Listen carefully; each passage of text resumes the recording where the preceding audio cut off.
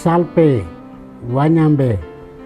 Selamat pagi saudara-saudari yang dikasihi Kristus.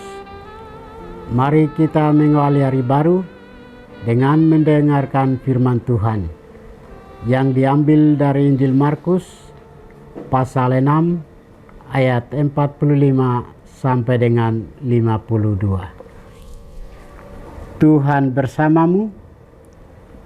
Inilah Injil suci menurut Markus.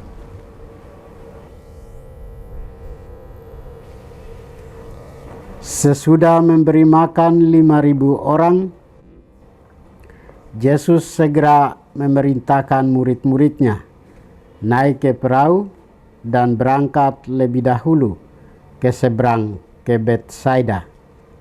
Sementara itu, ia menyuruh orang banyak pulang. Setelah berpisah dari mereka, Yesus pergi ke bukit untuk berdoa. Ketika hari sudah malam, perahu itu sudah di tengah danau, sedang Yesus tinggal sendirian di darat. Ketika melihat betapa payahnya para murid mendayung karena angin sakal, maka kira-kira jam 3 malam, Yesus datang kepada mereka berjalan di atas air, dan ia hendak melewati mereka.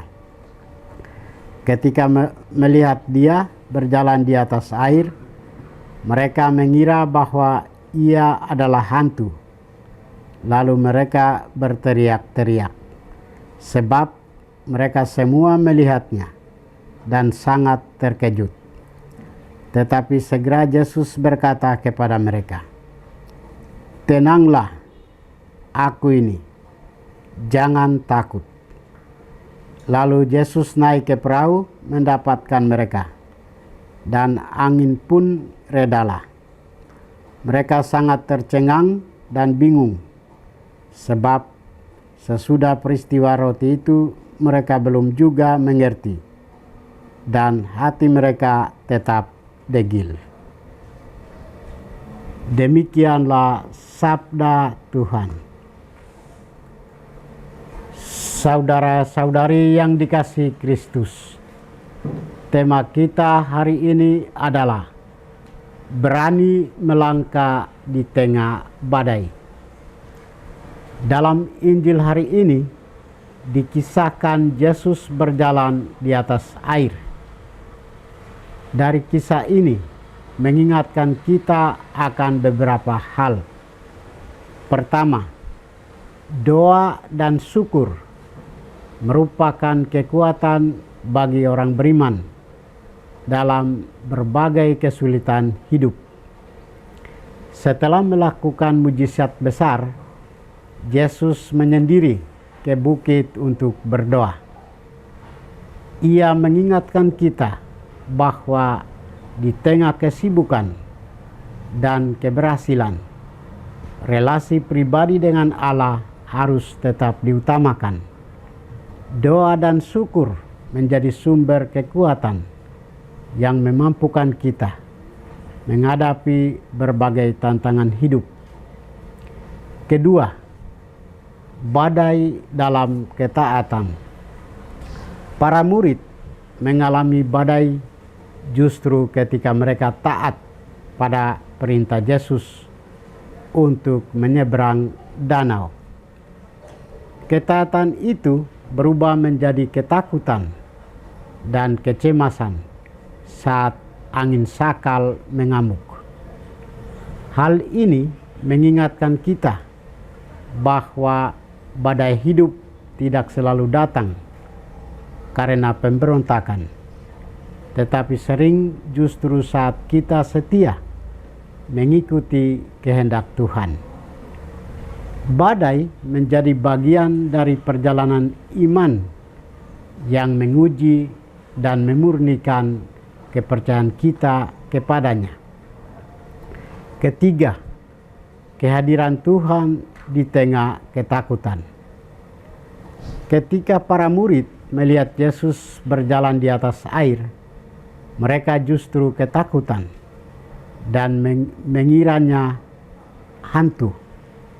Hal ini menunjukkan bahwa kehadiran Allah seringkali datang dengan cara yang tak terduga dan mudah disalahpahami. Yesus tidak menegur mereka karena badai, melainkan karena ketakutan mereka. Sabdanya, "Tenanglah, aku ini, jangan takut." Menjadi jaminan bahwa dalam situasi apapun Tuhan hadir dan tetap memegang kendali. Keempat, perlunya pemahaman yang lebih dalam. Injil mencatat bahwa para murid belum memahami makna mujizat roti dan hati mereka masih tertutup.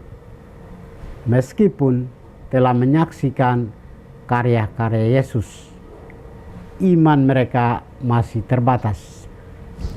Saudara-saudari terkasih, mujizat-mujizat Yesus dimaksudkan untuk membuka hati dan pikiran kita agar semakin mengenal kebesaran dan kasih Allah yang tak terbatas.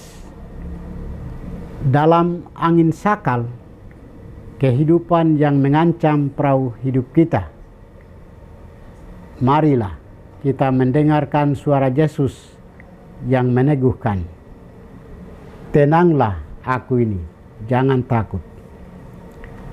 Kita tidak perlu takut, cemas, atau putus asa, sebab Tuhan selalu hadir dan datang pada saat yang paling kita butuhkan. Karena itu, marilah kita berefleksi, badai apa yang sedang kita hadapi saat ini, dan sejauh mana kita percaya kepada kehadiran Tuhan yang menyertai kita. Tuhan memberkati kita. Marilah kita berdoa. Tuhan, pagi ini kami kembali naikkan puji dan syukur kepadamu. Terima kasih karena Engkau sudah menjaga kami saat kami tidur maupun bangun. Terima kasih untuk udara sejuk dan segar pagi ini. Kami mohon, bukalah mata hati kami, agar kami mampu memandang kemurahan dan karya-Mu. Rahmatilah kami dengan kuasa Roh-Mu, agar kami mampu untuk bertobat dan memuji serta memuliakan-Mu melalui pekerjaan dan pelayanan kami hari ini. Kristus terang dunia, berkatilah keluarga kami. Jadikanlah kami alat kasih-Mu, dan pantaskanlah kami menjadi hamba-Mu yang setia. Demi Kristus Tuhan dan pengantara kami. Tuhan bersamamu.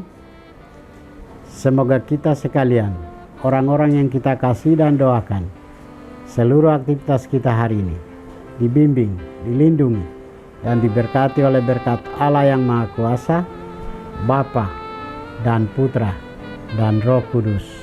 Amin.